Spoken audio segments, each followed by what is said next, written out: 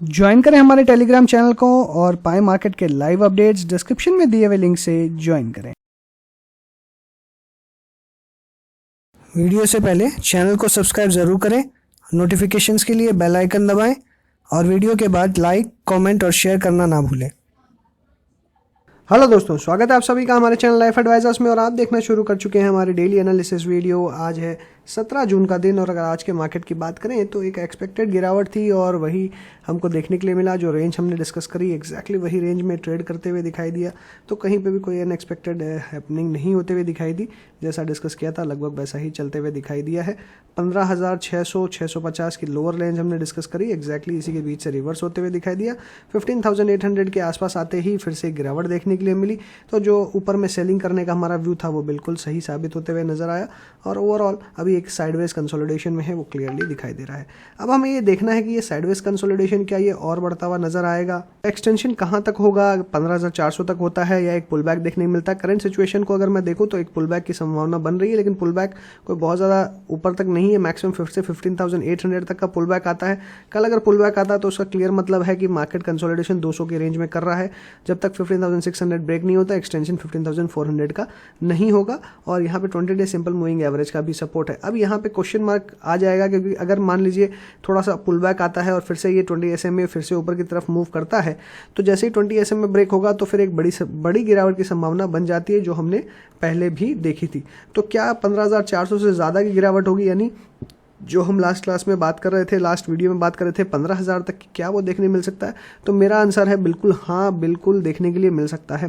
और 15,000 का लेवल अगर टेस्ट होता है तो कोई बहुत बड़ी बात नहीं, क्योंकि 15,000 भी एक बहुत इंपॉर्टेंट कंसोलिडेशन जोन रहा हुआ है। अगर ये रिटेस्ट करने आता है तो बिल्कुल एक पॉसिबिलिटी बन रही है कल की। लेकिन अगर मैं तेज़ी की बात करूं तो मुझे ऑलमोस्ट लिमिटेड दिखाई देती है। मुझे लगता है मैक्सिमम 15,750 अपसाइड में दिखाई दे रहा है। डाउन साइड की मैं बात करूं तो 15,600 ये एक बहुत इंपॉर्टेंट सपोर्ट है। 15,600 के नीचे मैक्सिमम 550, इससे ज़्यादा की गिरावट मुझे नज़र नहीं आती है। बट पुल बैक अगर होता है तो मैक्सिमम 15,750 तक की क्लोजिंग। 800 पार करना अब काफ़ी मार्केट के लिए डिफिकल्ट हो जाएगा, क्योंकि अगर हम यहाँ पे ट्रेंड लाइन को भी देखें तो ट्रेंड लाइन को भी आज इमीडिएटली गैप डाउन ओपनिंग हुई, ट्रेंड लाइन को टेस्ट किया, ट्रेंड लाइन से वापस नीचे की तरफ रिट्रेस हुआ है। तो ये क्लियर कट साइन है कि मार्केट बेयरिश हो चुका है और बेयरिश से ज़्यादा अभी फिलहाल साइडवेज है। 15,600 के बाद में बेयरिश होगा और 15,600 के बाद में जब बेयरिश होगा तो मैक्सिमम एक्सटेंशन 15,000 तक का हो सकता है। 15,400 एक गिरावट का एक रुकावट का लेवल रहेगा, जहां से वापस से एक रिवर्सल की पॉसिबिलिटी है। अगर वैसा रिवर्सल होता है तो एक बड़ी रेंज आपके लिए फिर से कंसोलिडेशन की चली जाएगी। 15,400 से बाउंस करके 15,800 की तरफ हम मूव हो जाएंगे और अगर यहाँ से ब्रेकडाउन होता है तो फिर 15,000 का लेवल रिटेस्ट करके फिर हम एक बाउंस की तरफ मूव करेंगे। ओवरऑल स्टेबल मार्केट है, तो स्टॉक स्पेसिफिक मूवमेंट डेफिनेटली बना हुआ रहेगा।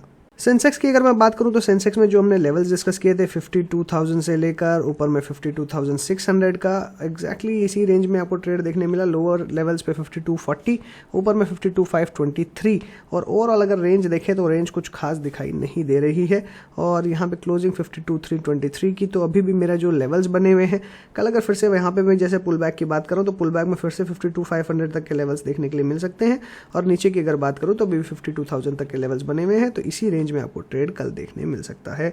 52,000 का लेवल अगर ब्रेक होता था 51,834, ये हमारा एक सपोर्ट का लेवल रहेगा। इसके नीचे जाना थोड़ा सा डिफिकल्ट दिखाई दे रहा है। बैंक निफ्टी की बात करें तो बैंक निफ्टी में बेरिशनेस ही हमने डिस्कस करी थी और 34,500 34,600 ये जो रेंज हमने डिस्कस करी थी, सॉरी 800 ये जो रेंज डिस्कस करी थी, एक बहुत ही इंपॉर्टेंट सपोर्ट की हमने बात करी थी।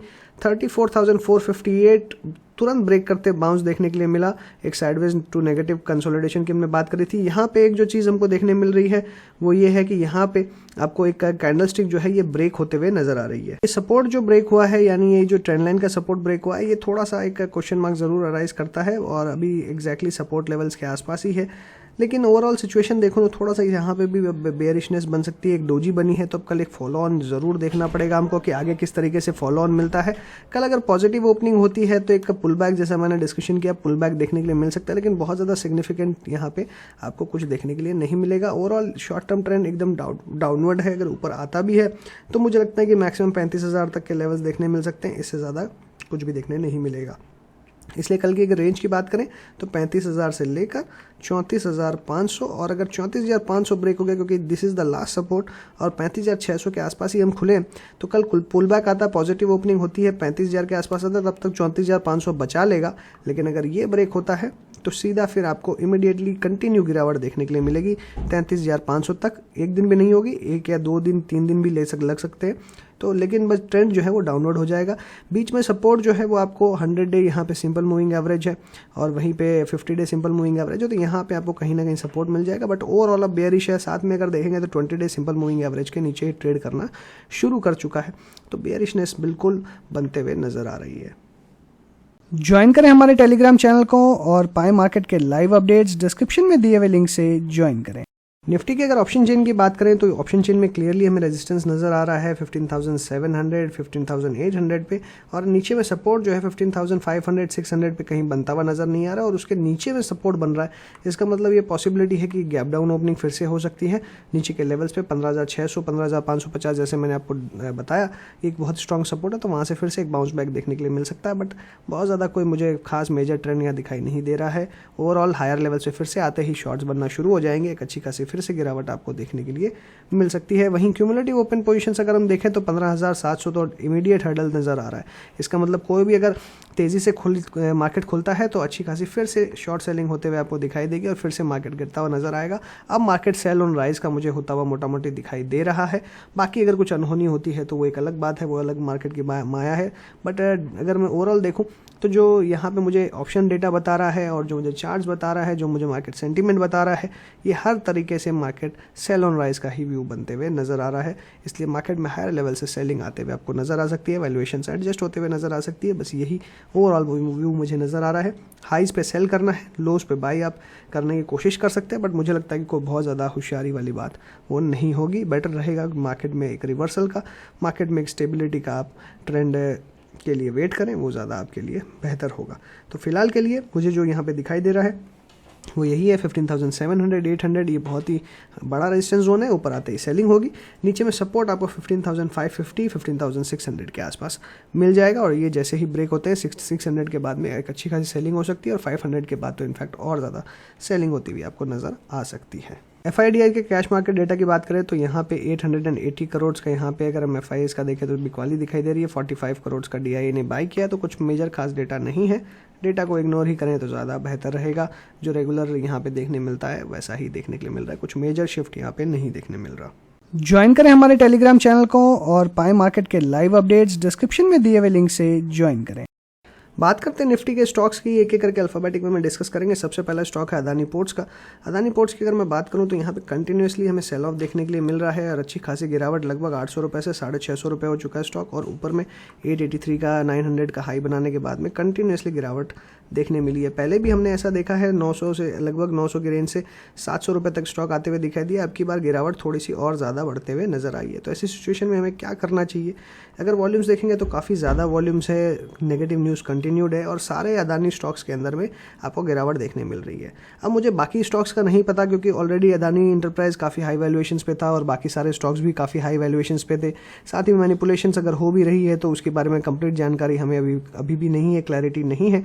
और अगर मैं अभी इस स्टॉक की बात करूं अदानी पोर्ट्स की, तो देखिए मैंने पहले भी कहा है और अभी भी कह रहा हूं एक ही चीज़ कि अभी भी ये स्टॉक के अंदर में वैल्यू है, क्योंकि जो बिजनेस है वो मोनोपोलिस्टिक है। मेरा व्यू अभी भी इंटैक्ट है, मेरा व्यू बिल्कुल भी नहीं। डेफिनेटली स्टॉक के प्राइसेस नीचे आए हैं तो इस यहाँ पे हमें जज करना पड़ेगा कि हमें क्या करना है।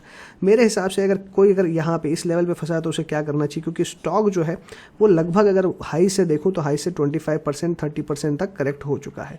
जनरली क्या होता है कि जब भी 20% से ज़्यादा करेक्ट होता है कोई भी स्टॉक, तो वहाँ पर थोड़ी सी क्वेश्चन मार्क ज़रूर बन जाती है कि और नीचे आ सकता है। डेफिनेटली यहाँ पर भी और नीचे आ सकता है। 560 इसका 200 डे सिंपल मूविंग एवरेज जो है ये सपोर्ट बना हुआ है, तो 560 के लेवल्स पर आ सकता है। तो कोई बहुत बड़ी बात नहीं है कि ये नहीं आ सकता। अगर आता है तो हमें क्या करना चाहिए? मुझे लगता है कि नीचे के लेवल्स पे आपको एक्यूमुलेट करते हुए चलना चाहिए। इस स्टॉक को आपको हर लेवल पे धीरे धीरे करके ऐड करना चाहिए। अब किसी ने बड़ी क्वांटिटी ही एग्जैक्टली 900 पे उठा के रखी है तो मेरे पास में उसका कोई इलाज नहीं है, क्योंकि कभी भी ऐसी गलती आपको नहीं करनी चाहिए। जब हम यहाँ पे कंटिन्यूसली डिस्कशन कर रहे हैं 785, 743, 800 पे, तो आपको बहुत एग्रेसिवली बाय 900 पे तो एटलीस्ट नहीं करना चाहिए। डेफिनेटली उस समय हमारे जब ये स्टॉक ब्रेकआउट पे था तो हमारे टारगेट्स और बड़े थे, बट इसका मतलब ये नहीं कि आप 900 पे बहुत बड़ी क्वांटिटी एग्जैक्टली उसी जगह पे एक्यूमुलेट करते हुए चले। और साथ ही स्टॉप लॉसेस आपको डेफिनेटली लगाने हैं, लेकिन जो फंस चुके हैं उनके लिए क्या करना है, उनके लिए एक ही ऑप्शन है, अगर ये 560 तक आता है तो यहाँ से एक्यूमुलेशन फिर से फ्रेश आपको शुरू करना है। इस स्टॉक के फंडामेंटल्स को लेकर मुझे बहुत ज़्यादा कोई क्वेश्चन मार्क नहीं है। डेफिनेटली कंपनी पर डेट है और बहुत सारी चीज़ें हैं, ये ज़रूर है, लेकिन कंपनी के पास में एसेट्स भी बहुत ज़्यादा हैं, तो इसमें भी कोई दिक्कत वाली बात मुझे नज़र नहीं आती है।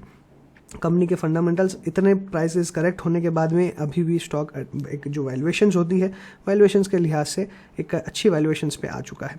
तो यहाँ से बहुत ज़्यादा क्रैक होगा ऐसा थोड़ा सा कहना मुश्किल है, लेकिन अगर होता भी है तो 560 एक बहुत ही स्ट्रॉन्ग सपोर्ट है और ये एक अच्छा बाइंग लेवल बन सकता है। स्टॉक में हमने 360 से लेकर 900 तक का जो सफ़र है वो देखा है, और अभी मुझे लगता है कि अगर वापस नीचे आया है तो वापस एक बाइंग अपॉर्चुनिटी बन सकती है, लेकिन 560 के आसपास बाय करना है। और जिन्हें एग्जिट नहीं लिया है या एग्जिट नहीं किया है उनके लिए ये ऑप्शन है, और जिन्होंने कर लिया है तो वो मुझे लगता है वो भी 560 के आसपास बाय कर सकते हैं। मेरा व्यू अभी भी इंटैक्ट है, मैं अभी भी स्टॉक में पॉजिटिव हूँ। हो सकता है मैं पूरे ग्रुप के लिए पॉजिटिव ना हूँ, लेकिन मुझे लगता है कि ओवरऑल मैं स्टॉक के लिए ज़रूर मैं पॉजिटिव हूँ, और ऐसा बिल्कुल भी मुझे नहीं लगता कि नियर टर्म में कोई कंपनी बंद हो जाए, क्योंकि बहुत बड़ा ग्रुप है और इतनी आसानी से मुझे नहीं लगता कि इसके अंदर में कोई बहुत ज़्यादा आपको फेरबदल देखने के लिए मिलेगा। वैल्यूएशंस के लिहाज से अभी भी वैल्यूएशंस इसके ठीक ठाक दिखाई दे रहे हैं। एशियन पेंट्स की बात करें तो एशियन पेंट्स में कंटिन्यूसली अप ट्रेंड हमको देखने के लिए मिल रहा है, और यहाँ पे हमने 3300 तक के लिए बात करी थी, और स्टॉप लॉस यहाँ पे 2970 का हमने डिस्कस किया था। मुझे लगता है 2970 एक बहुत ही अच्छा सपोर्ट है, और कल मैंने ये भी कहा था कि जो प्रॉफिट बुक करना चाहते हैं 30 के आसपास में बुक करके चल सकते हैं। आज एक फ्रेश ब्रेकआउट देखने के लिए मिल रहा है, फ्रेश मूवमेंट देखने को मिल रहा है। अब आपके पास में यही ऑप्शन है, या तो अगर आपने एग्जिट कर लिया है तो फ्रेश एंट्री ना करें, कोई ज़रूरी नहीं है। अगर आपको और ऊपर के लेवल चेस करने हैं तो मुझे लगता है थोड़ा सा वेट एंड वॉच करें। अब यहाँ पे आपको फ्रेश एंट्री करना थोड़ा सा रिस्की हो सकता है, फिर भी करना चाहें तो आप कर सकते हैं 2970 के स्टॉप लॉस के साथ में। मैक्सिमम अपसाइड 3300 की दिखाई दे रही है, बट थोड़ा सा यहाँ पे कॉशियस होकर ही आपको ट्रेड करना ज़्यादा बेहतर देगा, क्योंकि इसकी भी वैल्यूएशंस काफ़ी हाई होते हुए नजर आ रही है।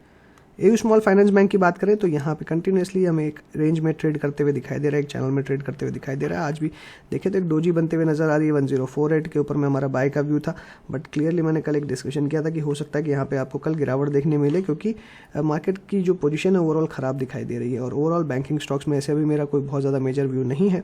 इसलिए बेटर रहेगा कि यहाँ पर अगर आपने पोजीशंस ली है तो स्टॉप लॉस लगा के एग्जिट हो जाए, 1000 रुपये का स्टॉप लॉस रखे, और अगर फ्रेश पोजीशंस बनानी है तो थोड़ा सा वेट एंड वॉच करें, फिर से 1058 के ऊपर 48 के ऊपर में ही बाय करें, अदरवाइज अवॉइड करें। एक्सिस बैंक की अगर बात करूं तो यहाँ पे कल मैंने क्लियरली एग्जिट करने का व्यू दिया था, और 730 के आसपास फिर से बाइंग करने का व्यू दिया था। लेकिन अगर मैं अभी देखूं तो यहाँ पे एक वॉल्यूम देखेंगे तो बहुत ही स्टैग्नेंट है। बैंकिंग सेक्टर और बैंकिंग जो इंडेक्स है वहाँ पे थोड़ा बहुत मुझे डिस्टॉर्शन दिखाई दे रहा है, और रेदर नेगेटिव ट्रेंड ही दिखाई दे रहा है, तो बेटर रहेगा यहाँ पे भी कोई बहुत ज़्यादा मेजर पोजिशन आप ना बनाएं, स्टॉक को अवॉइड करें। बजाज फिनसर्व की बात करें तो Bajaj Finserv continuously up trend के अंदर में, बट फिलहाल मेरा कोई व्यू नहीं है, स्टॉक को अवॉइड करना ही बेहतर होगा। बजाज ऑटो की बात करें तो जैसा मैंने डिस्कशन किया था कि यहाँ पे 3972 के आसपास आपको बाय करना चाहिए। इस लेवल पे आता है तो डेफिनेटली एक बार बाइंग अटेम्प्ट करी जा सकती है 3900 के स्टॉप लॉस के साथ में, और वापस अप ट्रेंड यहाँ पे रिज्यूम होगा तो आपको एक अच्छी तेज़ी देखने फिर से मिल सकती है। लेकिन 3972 के आसपास से आप एक्यूमुलेट करना शुरू कर सकते हैं। हालांकि अगर हम ऊपर में देखें तो यहाँ पे एक double top type of pattern देखने के लिए मिल रहा है, बट मुझे लगता है 3972 के ऊपर बाय करना एक वर्थ वाइल यहाँ पे डिसीजन हो सकता है। इसलिए बेटर रहेगा कि आप 3972 के आसपास इस लेवल पे आता है तो एक अच्छी खासी रिट्रेसमेंट के बाद में बाय किया जा सकता है।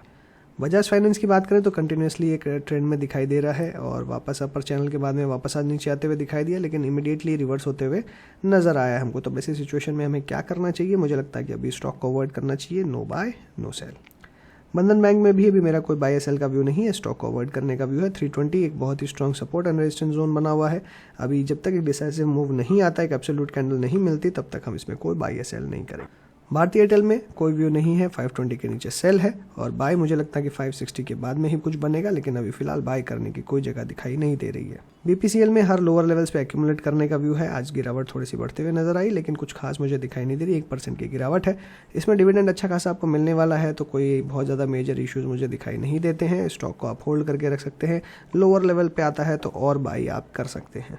ब्रिटानिया की बात करूं तो ब्रिटानिया में कंटिन्यूसली मैंने बाय का ही व्यू दिया है। 3600 के स्टॉप लॉस के साथ में होल्ड करे पोजीशंस को। 3700 का टारगेट, 3700 के आसपास प्रॉफिट बुक कर सकते हैं। कंटिन्यूसली स्टॉक नीचे के लेवल से ऊपर आते हुए दिखाई दिया है, वापस और ऊपर के लेवल्स भी देखने के लिए मिल सकते हैं, बट 3700 के आसपास पोजीशंस को डेफिनेटली आपको रिव्यू करना चाहिए।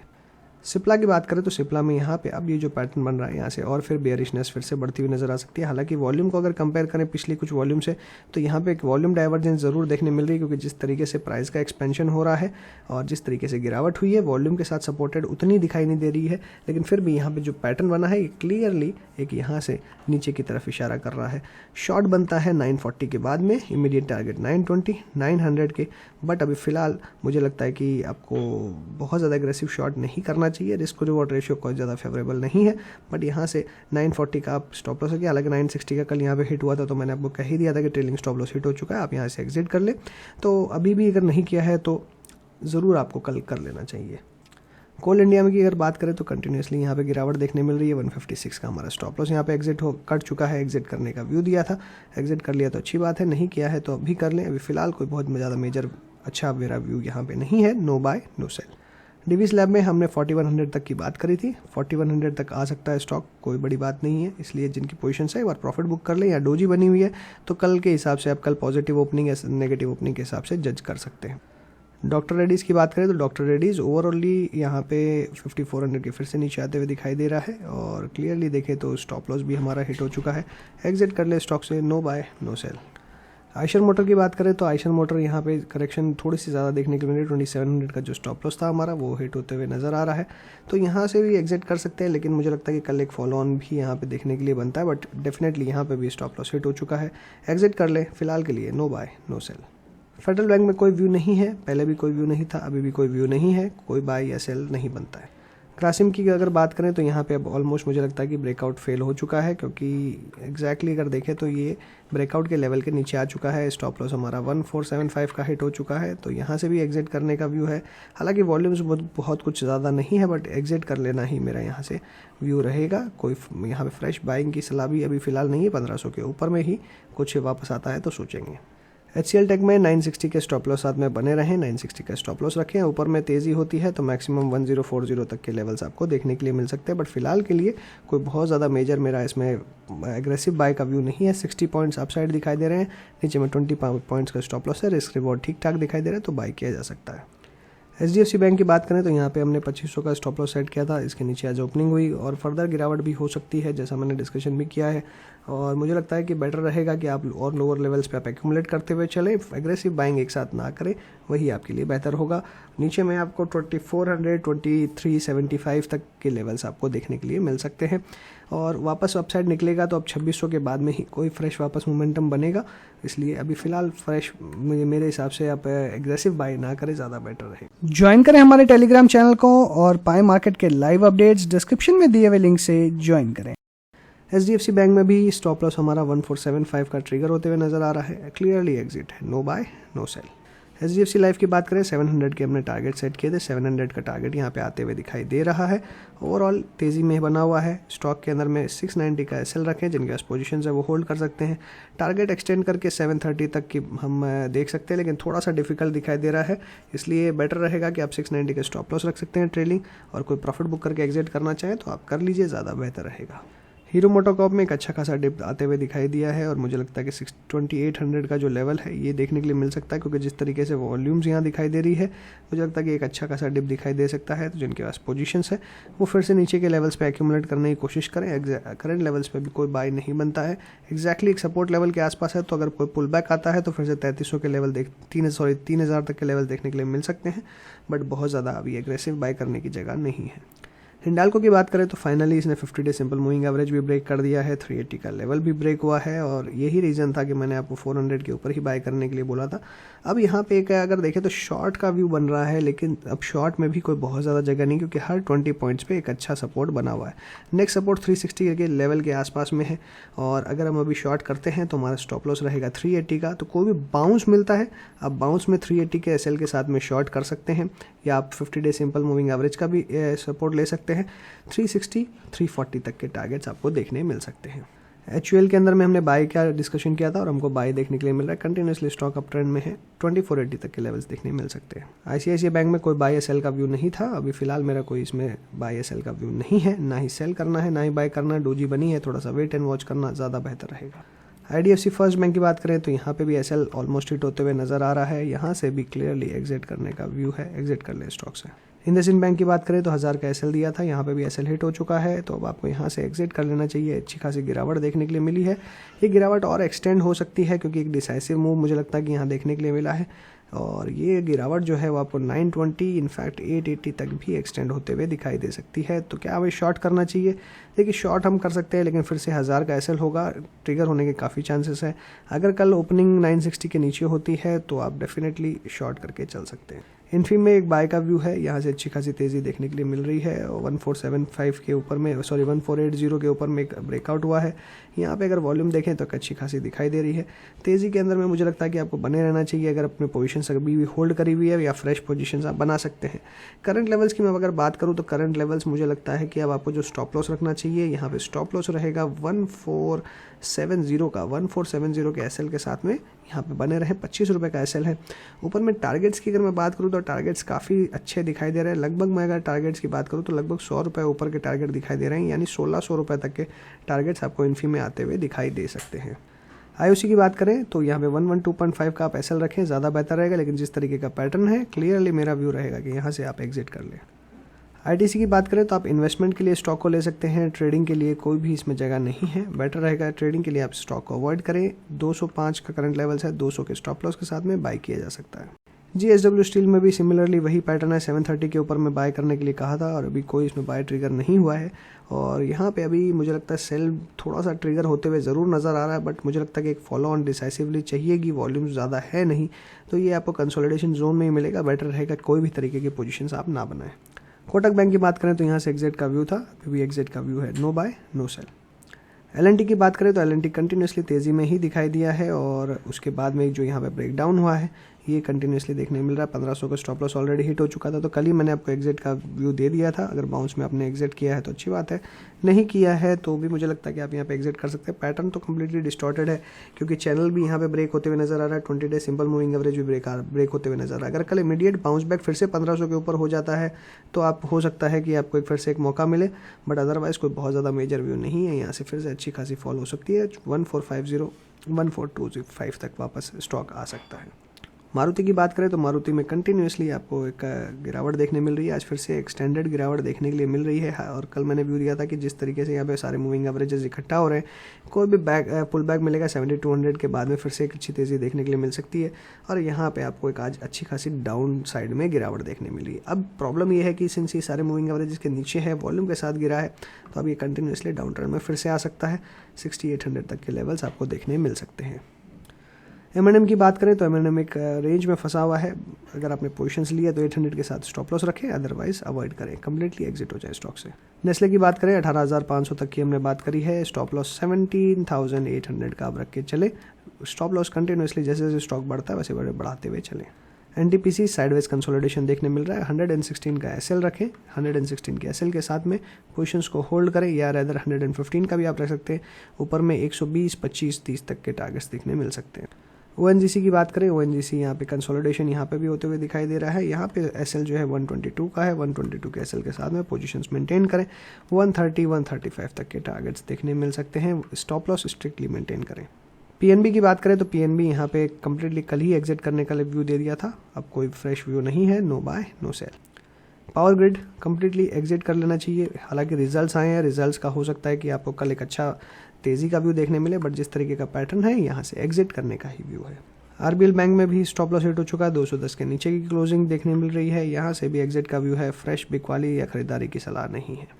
रिलायंस की बात करें, रिलायंस में अभी भी हमारा 2160 का SL मेंटेन है, 2160 के SL के साथ में बने रहे स्टॉक में। ऊपर में मैक्सिमम लेवल 2400 तक देखने मिल सकता है, अभी भी ट्रेंड जो है वो पॉजिटिव है और एक लगभग हम कह सकते हैं कि फ्लैग पैटर्न में ट्रेड करते हुए दिखाई दे रहा है। तो कल मुझे लगता है कि रिलायंस के अंदर में मूवमेंट आपको देखने मिल सकता है 2240, 2280, क्योंकि बाकी सारे स्टॉक्स में अगर देखें तो ट्रेंड नेगेटिव है, तो मुझे लगता है कि रिलायंस में मूव आते हुए दिखाई दे सकता है। SBI लाइफ की अगर बात करें तो SBI लाइफ के अंदर में अभी भी एक रेंज बाउंड मूवमेंट है। 980 का स्टॉप लॉस सेट किया था, 983 करंट क्लोजिंग के हिसाब से देखने मिल रहा है, तो बेटर रहेगा स्टॉक में कोई पोजीशंस ना बनाए, अवॉइड करें स्टॉक को। SBI में 9420 का हमने स्टॉप लॉस का डिस्कशन किया था, एक्जैक्टली वहीं क्लोज होते हुए दिखाई दिया है, एग्जिट कर लेना ही बेहतर होगा। श्री सीमेंट्स के अंदर में कंटिन्यूसली हमने एक रेंज में ट्रेडिंग देखी है और वापस यहाँ से एक बाउंस बैक देखने मिल सकता है, और हमने डिस्कशन भी किया था कि हमें बाउंस बैक देखने मिल सकता है। 29,000 एक हर्डल है, 29,000 के बाद में 30,000। सीमेंट स्टॉक्स के अंदर में आज अच्छी तेज़ी देखने मिली थी, तो मुझे लगता है कि नेक्स्ट कुछ दिन इसके अंदर में आपको मूवमेंट देखने मिल सकता है। 28,000 के एसएल के साथ में बने रहे स्टॉक के अंदर में, अगर पोजीशंस है तो फ्रेश पोजीशंस भी बना सकते हैं 29,000 30,000 तक के टारगेट्स के लिए। सन फार्मा की बात करें तो यहाँ पे सेल का ही व्यू बनते हुए नजर आ रहा है। 660 ब्रेक करने से आपको 640 तक के टारगेट्स देखने के लिए मिल सकते हैं। अदरवाइज स्टॉक में अगर कैश पोजीशंस है तो प्रॉफिट बुक करके एग्जिट करें। टाटा कंज्यूमर की अगर मैं बात करूँ तो टाटा कंज्यूमर में 750 तक के लेवल्स की हमने बात करी थी, 747 यहाँ देखने मिल रहा है। कल अगर गैप अप खुलता है या कोई भी ऊपर के लेवल्स पे खुलता है, प्रॉफिट बुक करके एग्जिट कर ले, यही आपके लिए बेहतर होगा। टाटा मोटर्स में 360 का हमने हर्डल दिया था, 360 के बाद में ही कोई फ्रेश खरीदारी करनी है। अभी जिस हिसाब से ट्रेंड है 340 का यहाँ पे स्टॉप लॉस रखिएगा। जिनके पास पोजीशन नहीं है तो फ्रेश पोजीशन अभी ना बनाए। टाटा स्टील में बैक टू बैक 2 दिन कंटिन्यूस की गिरावट देखने मिल रही है। यहाँ पे भी शॉर्ट फॉर्मेशन 1100 के बाद में हो सकता है। आपको नीचे में अगर लेवल्स की बात करूँ तो अच्छी खासी गिरावट देखने मिल सकती है। 1,900 रुपये तक के लेवल्स भी देखने के लिए मिल सकते हैं। कॉशियस रहें, जिनके पास पोजीशंस हैं 1100 का स्टॉप लॉस ज़रूर रखें। TCS की बात करें, कंटिन्यूसली तेज़ी देखने के लिए मिल रही है। यहाँ पे कल भी मैंने बाय का व्यू दिया था, बाय करके चलें और यहाँ पे पोजीशंस को 30 to 40 के एसएल के साथ में होल्ड करें, ज़्यादा बेहतर रहेगा। ऊपर में अगर लेवल्स की बात करूँ तो मुझे लेवल्स लगते हैं 3500 तक के आपको आते हुए दिखाई दे सकते हैं। टेक महिंद्रा में होल्ड का व्यू है और यहाँ पे एसएल रहेगा 1040, ऊपर में टारगेट्स 1150 तक के ऊपर में हो सकता है आपको, और इससे भी बड़े लेवल्स देखने मिल सकते हैं। टाइटन की बात करें तो टाइटन क्लियरली यहाँ पे एक होल्ड कर पा रहा है, बट यहाँ से भी एग्जिट करने का व्यू दिया था कि एग्जिट करके ही जाएं, कोई यहाँ पे फ्रेश पोजीशंस ना बनाए, बेटर रहेगा आप अभी स्टॉक को अवॉइड करें। अल्ट्राटेक सीमेंट में एक बुलिश एनगल्फिंग कैंडल देखने मिल रही है। 6600 का स्टॉप लॉस हमने डिस्कशन किया था, ऊपर में टारगेट 7000 तक के वो आते हुए आपको दिखाई दे सकते हैं। डेफिनेटली 7000 के लिए बाय किया जा सकता है। यूपीएल की बात करें तो यूपीएल के अंदर में क्लियरली अभी मेरा फिलहाल कोई बहुत ज़्यादा व्यू नहीं है। यहाँ पे प्रॉफिट बुक करके आपको एग्जिट कर लेना चाहिए, नहीं तो ट्रेलिंग स्टॉप लॉस 800 का रख के चल सकते हैं। विप्रो की बात करें तो 2 दिन की गिरावट के बाद में फिर से वापस ऊपर आते हुए दिखाई दे रहा है। यहाँ पे मुझे लगता है कि जो ट्रेंड सारे आईटी स्टॉक्स में बना हुआ है यहाँ पे बना रहेगा। यहाँ पे आपको 560 के ऊपर में अगर कोई क्लोजिंग मिलती है तो आपको 600 तक के टारगेट्स यहाँ पे देखने के लिए मिल सकते हैं। अच्छी खासी तेज़ी आप एक्सपेक्ट कर सकते हैं स्टॉक के अंदर में। स्टॉप लॉस की अगर मैं बात करूँ 550 का आप स्टॉप लॉस रखिए, बेटर रहेगा 540 का आप स्टॉप लॉस रखें। बाकी आईटी स्टॉक्स के अंदर में अच्छी तेज़ी है और मुझे ओवरऑल लगता है कि अब जो डॉलर का भाव बढ़ रहा है, डॉलर के भाव बढ़ने के कारण आईटी स्टॉक्स में तेज़ी आ रही है। वहीं पे ऑयल या ऑयल रिलेटेड कंपनीज़ या जो एक्सपोर्ट ओरिएंटेड कंपनीज़ हैं उन्हें फ़ायदा होगा ज़्यादा, और जो इंपोर्ट ओरिएंटेड कंपनीज़ हैं उन्हें नुकसान होते हुए दिखाई दे सकता है। इसलिए कहीं ना कहीं ओवरऑल एक जो साइडवेज मार्केट है वो हमको देखने के लिए मिलेगा। तो इसी के साथ मैं अपनी बात में वाइंड अप करूंगा। अगर आपको अच्छा लगा हो तो लाइक कीजिएगा, दोस्तों के साथ शेयर कीजिए, कमेंट बॉक्स में व्यूज़ लिखना ना भूलें। चैनल सब्सक्राइब नहीं किया है तो तुरंत कर दीजिए, साथ ही बेल आइकन दबाइए ताकि टाइमली अपडेट्स आपको मिलती रहे। So thanks for watching again. Happy trading and investing.